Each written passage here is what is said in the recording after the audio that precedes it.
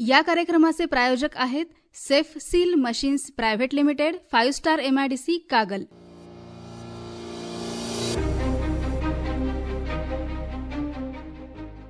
नमस्कार रसिक श्रोते हो, सादर करीत आहोत कार्यक्रम उद्योग जगतामध्ये स्वकर्तृत्वाने शून्यातून विश्व साकारणाऱ्या आणि विश्वभरारी घेऊन सर्वांना अचंबित करणाऱ्या श्री वसंत रामचंद्र सुतार यांच्या वसंत बहार या आत्मचरित्राचे अभिवाचन. लेखक श्री वसंत रामचंद्र सुतार.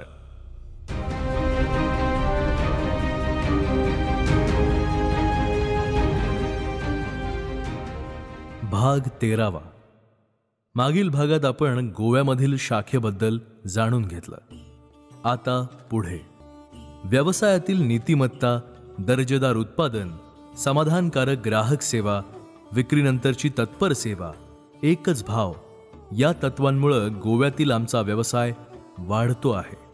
यामुळं म्हापशालाच खोर्लीम गोवा भागात तारा गार्डन येथे दुसरी जागा खरेदी केली आहे.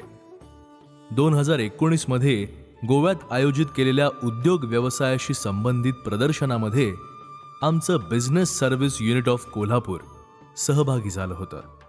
या प्रदर्शनाचं उद्घाटन गोव्याचे मुख्यमंत्री डॉक्टर प्रमोद सावंत यांच्या हस्ते झालं होतं. उद्घाटन सोहळ्यानंतर मुख्यमंत्र्यांनी प्रत्येक स्टॉलला सदिच्छा भेट दिली. आमच्या स्टॉलला भेट दिल्यावर त्यांनी आमच्या पॅकिंग मशीनबद्दल आणि आमच्या आजवरील व्यवसायाच्या प्रवासाबद्दल आस्थेनं जाणून घेतलं आणि गोव्यातील आमची सेवा आणि दर्जेदार उत्पादन पाहून आमचं कौतुकही केलं आणि भावी काळातील आपल्या व्यवसायातील सहकार्यासाठी गोवा सरकार आपल्या पाठीशी आहे असं आश्वासनही दिलं. सामान्य परिस्थितीत जगलेल्या कोल्हापूरच्या एका तरुणानं कोल्हापूरबरोबरच मुंबई आणि गोव्यापर्यंत आपला व्यवसायाचा विस्तार केला याचा त्यांना वाटलेला अभिमान त्यांनी शब्दातून व्यक्त केला.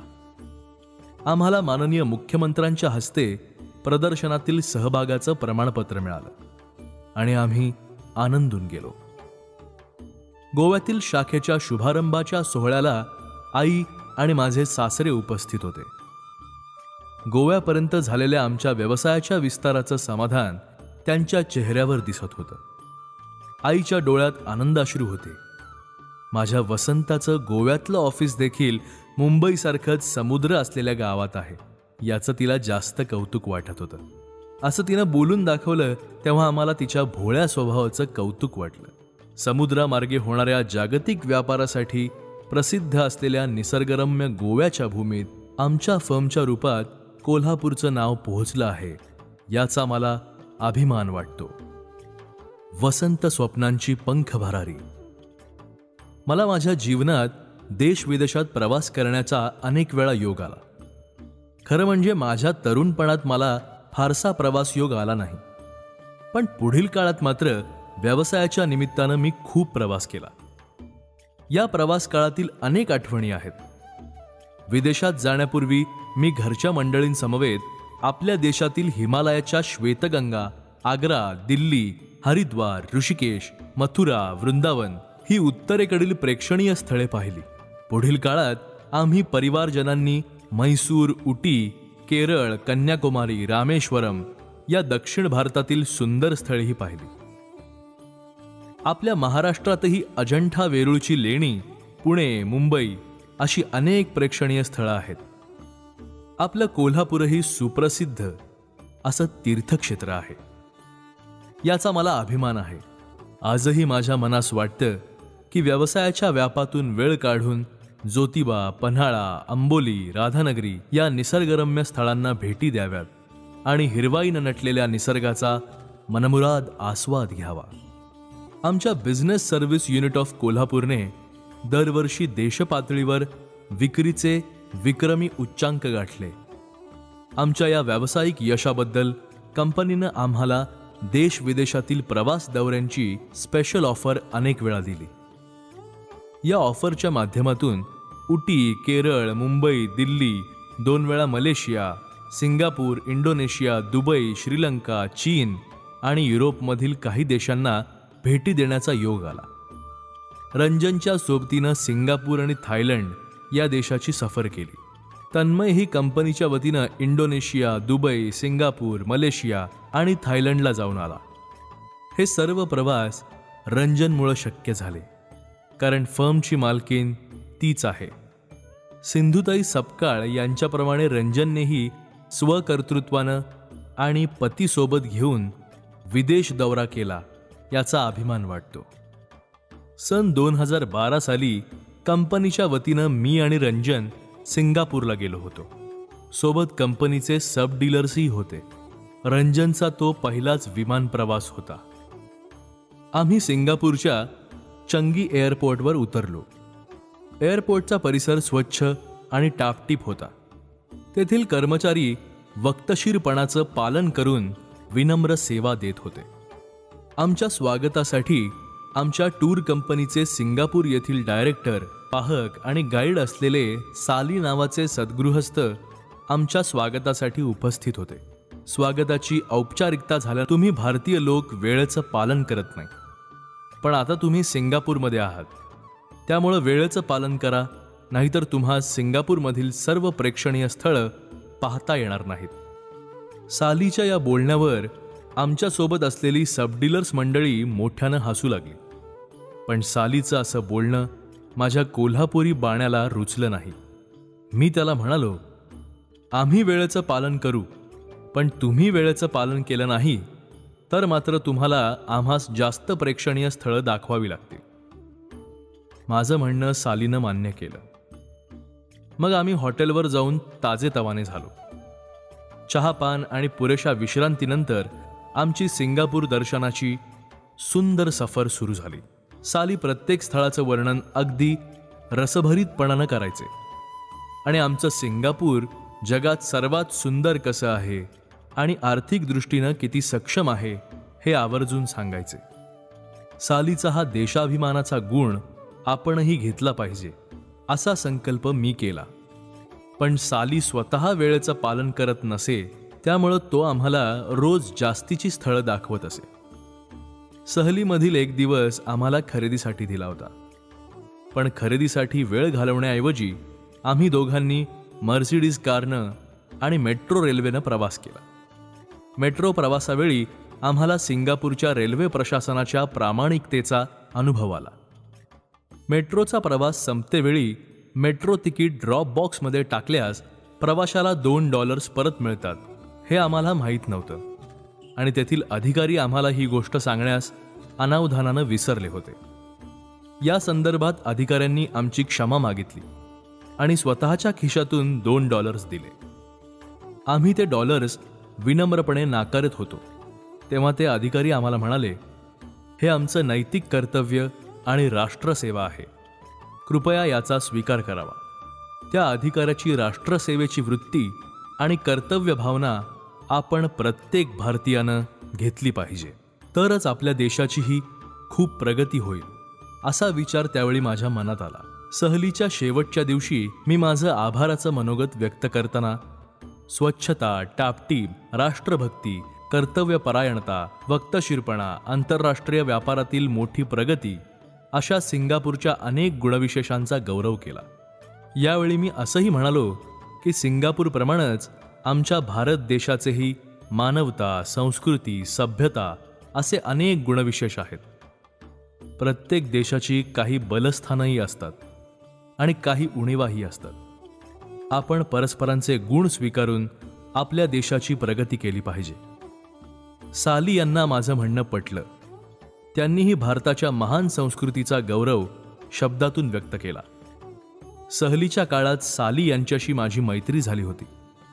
सिंगापूर सहलीच्या सुंदर आठवणी मनात जपून आम्ही त्या लहान आकाराच्या पण मोठी प्रगती केलेल्या देशाला अभिवादन करून भारताकडे प्रयाण केलं. सन 2012 साली आम्ही चीनची सफर केली. चीनमधील ग्यांगझाऊ व सुझन ही सुंदर शहरे पाहिली. सिंगापूरप्रमाणेच इथंही सर्वत्र स्वच्छता आणि टापटीपपणा होता. विविध वस्तूंनी सजलेली दुकानं, भव्य मॉल्स, उपहारगृह, चायना मेड इलेक्ट्रॉनिक वस्तू अशा अनेक गुणविशेषांनी शांघाय सजलेला आहे. तेथील एका उद्योजकाकडून मला चीनच्या व्यवसाय उद्योगाचं समजलेलं स्वरूप म्हणजे चीनचं शासन हे आपल्या देशाच्या प्रगतीकरिता वेगवेगळ्या आणि चांगल्या योजना राबवते. चीनचं शासन जुन्या उद्योगांचं हस्तांतरण नव्या उद्योजकांकडे करतं आणि काही कालावधीनंतर नवा उद्योजक व्यवसाय स्थिरावला की त्याचा उद्योग जुन्या व्यावसायिकाकडे हस्तांतरित करून नव्या उद्योजकाला त्याचा नवा स्वतंत्र व्यवसाय सुरू करण्यास परवानगी दिली जाते. येथील नागरिक त्यांच्या वाट्याला आलेलं प्रत्येक काम हे देशसेवा म्हणून करतात. चीनमधील अशा अनेक चांगल्या गोष्टी आपण भारतीयांनी आचरणामध्ये आणायला पाहिजेत असंच मला वाटतं. प्रचंड लोकसंख्या ही देशाची समस्या न मानता नागरिकांचा मनुष्यबळ म्हणून वापर करून वाळवंटातही नंदनवन उभं करण्याचं चीनचं नेटकं नियोजन आणि श्रमप्रतिष्ठा आपल्याला खूप काही चांगलं शिकवते. चीन सफरीच्या अशा अनेक आठवणी आजही माझ्या मनात अगदी ताज्या आहेत. श्रोतेहो, सन 2011 साली मी कंपनीच्या माध्यमातून युरोपमधील जर्मनीचा दौरा केला. विमान प्रवासामध्ये भारताचे ज्येष्ठ नेते नितीन गडकरी यांची भेट झाली. आमच्या अनौपचारिक गप्पांमधून मी कोल्हापूरचा आहे हे कळल्यावर त्यांना माझं विशेष कौतुक वाटलं. मी त्यांना भारतातही युरोपसारखे रस्ते होतील का असं विचारता त्यांनी मला उत्तर दिलं, सत्ता द्या करतो. व पुढे 2014ला सत्ता मिळाली आणि गडकरी साहेबांनी दिलेला शब्द पाळला. भारत जगात क्रमांक 1चा देश रस्ते विकासात बनला. नेता असावा तर असा. पुण्याच्या आरोहण टूर कंपनीनं आमच्या युरोप सहलीचं संयोजन केलं होतं. टूर कंपनीच्या आदिती मॅडम आम्हा प्रवाशांसोबत होत्या. सहली दरम्यान आम्ही जर्मनीची राजधानी असलेल्या बर्लिन शहराची प्रेक्षणीय स्थळं आणि ऐतिहासिक वास्तू आणि शिल्प पाहिली. बर्लिनच्या वास्तव्य काळात आम्ही तेथील एका स्टेडियममध्ये आयोजित केलेल्या जागतिक सांस्कृतिक सोहळ्यामध्ये सहभागी होण्यासाठी गेलो. मी सुटाबुटात गेल्यानं संयोजकांनी माझी बैठक व्यवस्था VIP कक्षामध्ये विविध राष्ट्रप्रमुखांच्या रांगेमध्ये केली होती. या सोहळ्यावेळी आर्ट ऑफ लिव्हिंगचे संस्थापक श्री रविशंकरजी यांची भेट झाल्यानं मला खूपच आनंद झाला. युरोप सफरीवर असताना मला ऑस्ट्रिया एअरपोर्टवर माझ्या व्यवसायाच्या सुरुवातीच्या काळात मला सहकार्य करणारे बेस्पाक कंपनीचे मालक भालचंद्र कुलकर्णी यांची सुखद भेट झाली. माझ्या जीवनात झालेली प्रगती पाहून त्यांना आनंदाश्रू आवरता आले नाहीत. बर्लिन शहराच्या ऐतिहासिक आठवणी मनात जपून आम्ही रेल्वेनं स्वित्झर्लंडमधील झुरिक शहरात पोहोचलो. झुरिक शहरातील प्रेक्षणीय स्थळं पाहून आम्ही एंजलबर्गला गेलो. तेथील हॉटेल ट्रेसमध्ये ताजेतवाने होऊन आम्ही युरोपमधील समुद्र सपाटीपासून उंच हिमशिखरावर अर्थात टॉप ऑफ युरोपला पोहोचलो. त्या शिखरावर आम्ही सर्वजण आमचं वय विसरून बर्फात मनसोक्त खेळलो. मी खेळण्यामध्ये इतका दंग होतो की खेळता खेळता माझं पासपोर्ट आणि काही रक्कम असलेली बॅग हरवली.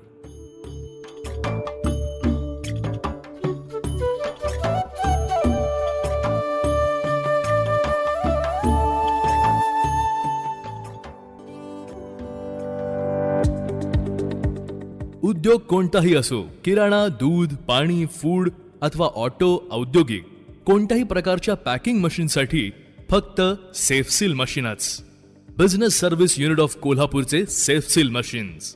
मग ते हाताने पायाने वापर असेल किंवा फॉईल सीलर, बँड सीलर किंवा स्वयंचलित पॉली लॅमिनेट पाऊचसाठी आणि बॉक्स स्ट्रॅपसाठी तसेच बॅचकोड प्रिंटसाठी आंतरराष्ट्रीय दर्जा असलेले कोल्हापूर उत्पादित सेफसील मशीनच वापरा. एकच किंमत आणि विक्री पश्चात सर्व्हिस. 1987 पासून ग्राहक सेवेत आहे आपले business service unit of Kolhapur. पत्ता G135 MIDC गोकुळ शिरगाव आणि D56/2 5 स्टार MIDC कागल. संपर्क 9321 2021 12 आणि 9371 1006 59. शाखा मुंबई आणि गोवा. या कार्यक्रमाचे प्रायोजक होते safe seal machines private limited, 5 star MIDC Kagal.